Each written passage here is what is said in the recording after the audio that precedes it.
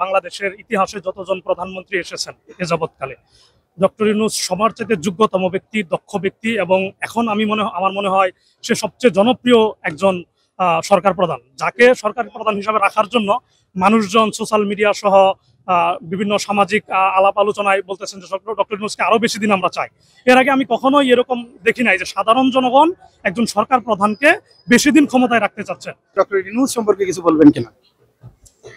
Doctor Mohammad Yunus sir সম্পর্কে বলবো যে উনি আসার পর অনেক কিছুই বদলে গিয়েছে, ভবিষ্যতে আরো বদলাবে। আশা করি যে উনি 5 বছর স্থায়ী থাকবেন এবং আমার দেশটাকে আরো 100 বছর এগিয়ে নিয়ে যাবেন। ডক্টর ইউনূসকে এমন একটা পরিবেশ সৃষ্টি করে দেওয়ার জন্য অসংখ্য ধন্যবাদ। দেশের মধ্যে যে বিশৃঙ্খলা অপরাজনীতি ছিল তা থেকে আমরা ধীরে ধীরে বের হয়ে আসতে পারছি, ধীরে ধীরে দেশ দুর্নীতি থেকে বের হয়ে আসতে পারতেছে, এজন্য দেশ উন্নতির দিকে আগাচ্ছে। এজন্য ডক্টর ইউনূসকে আন্তরিকভাবে ধন্যবাদ। ডক্টর ইউনূস তো আসলে অ্যাকচুয়ালি ওনার মেইন কাজ তো হচ্ছে পুরো দেশটা যেভাবে পরিচালনা করতে হবে সেভাবে উনি যেভাবে করতে পারছেন, আলহামদুলিল্লাহ আমরা সবাই তার উপর সন্তুষ্ট। না, তাকে তো অবশ্যই সাধুবাদ জানাই, ধন্যবাদ জানাই। আমি সবচেয়ে বেশি ধন্যবাদ জানাই যে উনি এই মুহূর্তে বাংলাদেশের দিকে সারা পৃথিবী ব্যাপী যারা আছে, যারা বিশ্বের বোদ্ধা, যেমন ধরেন চায়না, আমেরিকা, রাশিয়া, সবার দৃষ্টি আকর্ষণ আমাদের বাংলাদেশের দিকে করতে উনি সমর্থ হয়েছেন, সক্ষম হয়েছেন। এই জন্য আমরা ওনাকে আন্তরিকভাবে ধন্যবাদ জানাই। ওনার দীর্ঘায়ু কামনা করি, ওনার প্রশাসনের আরো লংজিভিটি আমরা কামনা করি। ডেফিনেটলি ডক্টর ইউনূস আমাদের সকলের প্রশংসা এবং আমাদের কৃতজ্ঞতা ডিজার্ভ করে। উনি চেষ্টা করে যাচ্ছেন, আমরা সকলে আশা করি ওনাকে সহযোগিতা করলে বাংলাদেশ আরো অনেক দূর এগিয়ে যাবে। আমরা বাংলাদেশের দীর্ঘায়ু কামনা করি, সঙ্গে সঙ্গে ডক্টর ইউনূসেরও আমরা দীর্ঘায়ু এবং সুস্থতা কামনা করি। ডক্টর ইউনূস আমি ইন্ডিভিজুয়ালি মনে করি বাংলাদেশের ইতিহাসে যতজন প্রধানমন্ত্রী এসেছেন এ যাবৎকালে ডক্টর ইউনূস সবার চাইতে যোগ্যতম ব্যক্তি, দক্ষ ব্যক্তি, এবং এখন আমার মনে হয় সে সবচেয়ে জনপ্রিয় একজন সরকার প্রধান, যাকে সরকার প্রধান হিসাবে রাখার জন্য মানুষজন সোশ্যাল মিডিয়া সহ বিভিন্ন সামাজিক আলাপ আলোচনায় বলতেছেন যে ডক্টর ইউনূসকে আরো বেশি দিন আমরা চাই। এর আগে আমি কখনোই এরকম দেখি নাই যে সাধারণ জনগণ একজন সরকার প্রধানকে বেশি দিন ক্ষমতায় রাখতে চাচ্ছেন। তো সেজন্য ডক্টর ইউনূসকে আমি ধন্যবাদ জানাই বাংলাদেশকে অভ্যুত্থানের পরে এরকম একটা ধ্বংসস্তূপ থেকে বের করে এরকম একটা স্থিতিশীল অবস্থায় নিয়ে আসার জন্য।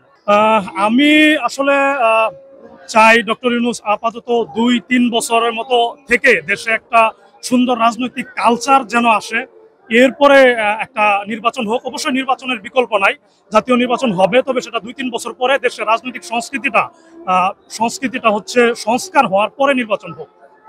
এত সুন্দর একটা পরিবেশ দেওয়ার জন্য ডক্টর ইউনূসকে কিছু বলবেন কিনা? না, এত সুন্দর পরিবেশের জন্য অবশ্যই থ্যাংক ইউ সরকারকে এবং ডক্টর ইউনূস স্যারকেও থ্যাংক ইউ। হ্যাঁ, আমি ডক্টর ইউনূসকে বলতে আছি যে ডক্টর ইউনূস আপনাকে অসংখ্য অনেক অনেক ধন্যবাদ। হ্যাঁ, ইউনূস স্যারকে অবশ্যই ধন্যবাদ আমাদের সকলের পক্ষ থেকে। ওনার রাষ্ট্র পরিচালনা আমাদেরকে মুগ্ধ করেছে এবং আশা করি ভবিষ্যতে এরকম অব্যাহত রাখবে। ধন্যবাদ। এইবারের এই অনুষ্ঠানে নারীদের নিরাপত্তার ব্যবস্থাটা কেমন? যথেষ্ট নিরাপত্তা আছে। আমরা দেখতে পাচ্ছি আমাদেরই সেবাকর্মে নিয়োজিত বাংলাদেশ পুলিশ, বাংলাদেশ র্যাব, কিছু সেনাবাহিনীর লোকজন এবং ঢাকা ভার্সিটির বিএনসিসি ছেলেপান, ওরা অত্যন্ত আন্তরিকভাবে চেষ্টা করে যাচ্ছে, যে কারণে কোথাও কোনো দুর্ঘটনা বা কোনো বিশৃঙ্খলার খবর আমরা এখনো পাইনি। গত বছরের থেকে এই বছরে কি পার্থক্য পাচ্ছেন? এবছরে আমরা দেখতে পাচ্ছি যে আমাদের একটা সেকুলার যে একটা গোষ্ঠী ছিল, যারা বাংলাদেশে বাঙালি জাতীয়তাবাদকে চাপিয়ে রাখতে চাইতো, তারা কিন্তু উচ্ছেদ হয়েছে, আপনারা জানেন। তো সে কারণে এখন মানুষ প্রাণবন্তভাবে, উচ্ছ্বাসপূর্ণভাবে সকল শ্রেণী পেশার মানুষ, ধর্মের গোত্রের মানুষ একত্রিত হয়েছে। এই জন্য ভালো লাগছে, একটু বেশি ভালো লাগছে আজকে প্রোগ্রামটা। অন্যান্য পহেলা বৈশাখের সাথে এইবারের পহেলা বৈশাখের পার্থক্যটা কি? আসলে এইবারের পহেলা বৈশাখে আমরা আমাদের উদযাপনটা বেশি, কারণ আপনারা জানেন যে কিছুদিন আগে আমরা একটা ফ্যাসিস্ট সরকারের পতন দেখলাম। এরপর আমাদের সেই ঘটনার পরে হচ্ছে আমরা নতুন উদ্দীপনায় হচ্ছে আবার পহেলা বৈশাখ পেয়েছি, যার জন্য এটা অবশ্যই স্পেশাল। এবার নারীদের নিরাপত্তাটা কতটুকু? আমি বলি আসলে এজ এ বাঙালি, বাংলাদেশে নারীরা কখনোই নিরাপদ ছিল না, জন্মলগ্ন থেকেই দেখে আসছি। তবে আশা করি যে দিন দিন সেটা উন্নত হচ্ছে এবং উন্নত হবে। হ্যাঁ, এবার ভালো। নারীদের নিরাপত্তাটা কেমন মনে করছেন? আচ্ছা, তো নারীদের সিকিউরিটি নিয়ে বাংলাদেশে সবসময় একটা কনসার্ন থাকে, আগেও ছিল, এখনো আছে, অস্বীকার করার উপায় নেই। তবে আমি বাংলাদেশ সরকারকে ধন্যবাদ জানাই, তারা যে নিরাপত্তা ব্যবস্থাগুলো নিয়েছে, পুলিশ, র্যাব সবকিছু মোতায়েন ছিল। সামগ্রিকভাবে সরকারকে ধন্যবাদ জানাই একটা নিরাপত্তা ব্যবস্থা জোরদার করার জন্য। নারীদের নিরাপত্তাটা এবার কেমন? নারীদের নিরাপত্তাটা খুবই ভালো, আমি নিরাপত্তা মনে করছি। আর দেখিও যে সবাই নিরাপদে আছে। এবারে এই প্রোগ্রামে এসে আপনার কেমন নিরাপত্তা বোধ করতেছেন, আপনার কেমন লাগতেছে? অনেকটা নিরাপত্তা বোধ করতেছি, এখন মনে হইতেছে আগের থেকে অনেক পরিবেশটা ভালো হচ্ছে। মেয়েদের জন্য বিশেষ করে? হ্যাঁ, বিশেষ করে মেয়েদের জন্য মোটামুটি ভালোই দেখতেছি বা ভালো লাগতেছে। মাত্র ঢুকলাম এখন। এবারে নববর্ষ আসলে অন্যরকম হচ্ছে। ফেস্টিভ্যাল যাওয়ার পর থেকে আমাদের নববর্ষ রূপটা অন্যরকম চেঞ্জ হয়ে গিয়েছে। আশা করি সবাই সুখে শান্তিতে থাকবে এভাবে। অন্যান্য বছরের সাথে এবছর হ্যাঁ, এবছর নিরাপত্তা ব্যবস্থা খুবই সুন্দর, জোরদার ছিল। কোনো ধরনের অপ্রীতিকর কোনো কিছু এখন পর্যন্ত আমাদের চোখে পড়ে না এবং হচ্ছেও না মনে হচ্ছে কোথাও।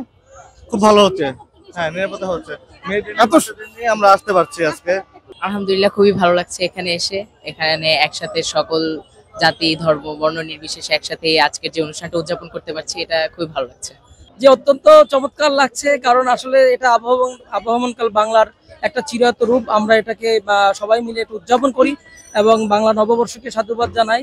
এবং বাংলাদেশে আপনারা জানেন যেখানে ধর্ম, গোত্র, বর্ণ নির্বিশেষে হিন্দু, মুসলমান, বৌদ্ধ সবাই মিলে এই অনুষ্ঠানটা আমরা উদযাপন করি এবং এটা আমাদের প্রাণের উৎসব।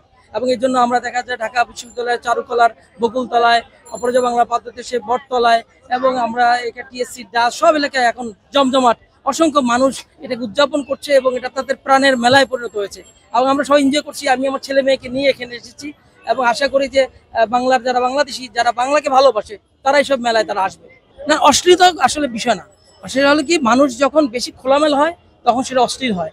আপনি কোনটা শ্লীল কোনটা অশ্লীল এটা আপনি এখনই বলতে পারবেন না। কারণ হচ্ছে যে একটা হচ্ছে যে বাঙালি সংস্কৃতি আর একটা হচ্ছে যে অপসংস্কৃতি, এই দুটা যখন আপনি মিলিয়ে ফেলবেন তখন আপনাকে শ্লীল অশ্লীল আপনার গোছাতে পারবেন না। কিন্তু আসলে বাঙালি সংস্কৃতিতে আপনি যদি মাথায় ঘোমটা ছেড়ে চুল খোলা করে হাঁটেন, এটাকে আমি অপসংস্কৃতি বলতে পারি না। কিন্তু এটা যদি বেলাল্লাপনা হয় সেটা অপসংস্কৃতি। পয়লা বৈশাখে এসে ভালো লাগছে।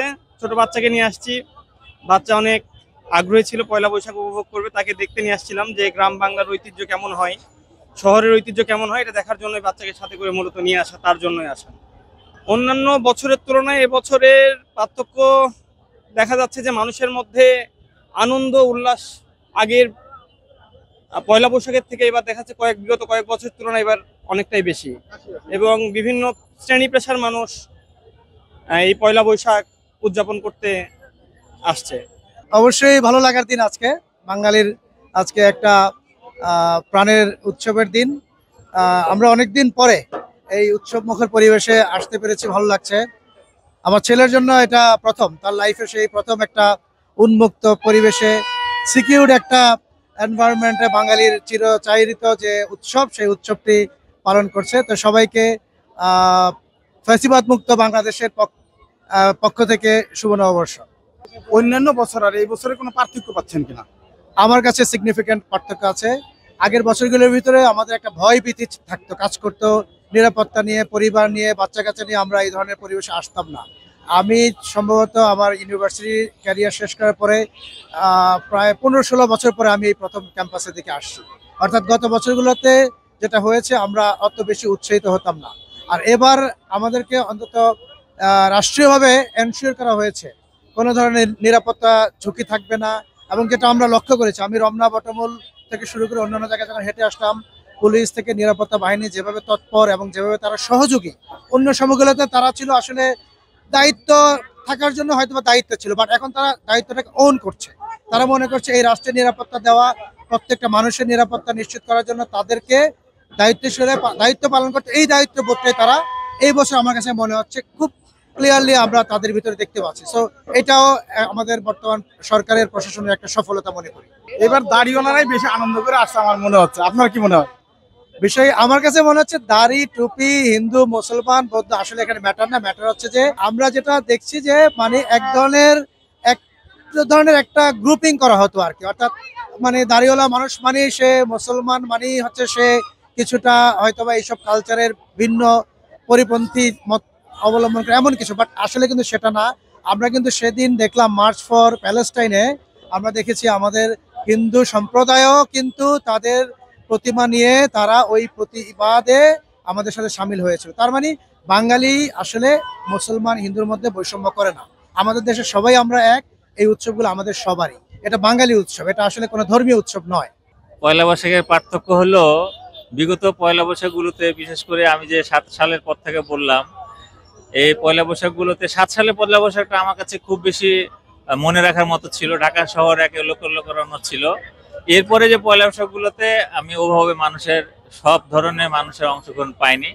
তবে আজকের পয়লা বৈশাখে যে কত জায়গা ঘুরলাম, সবগুলো জায়গা ঘোরার অভিজ্ঞতাটা হলো যে মানুষের উচ্ছ্বাস উপচে পড়া, তাদের মধ্যে কোনো রকম ভয় শঙ্কা, কোনো ধরনের জড়তা কিচ্ছু নাই, বরঞ্চ স্বতঃস্ফূর্তভাবে সবাই আনন্দ কোলাহল নিয়ে স্বতঃস্ফূর্তভাবে বিভিন্ন অনুষ্ঠানে অংশগ্রহণ করছে, হাঁটাহাঁটি করছে, ঘোরাঘুরি করছে, দেখছে।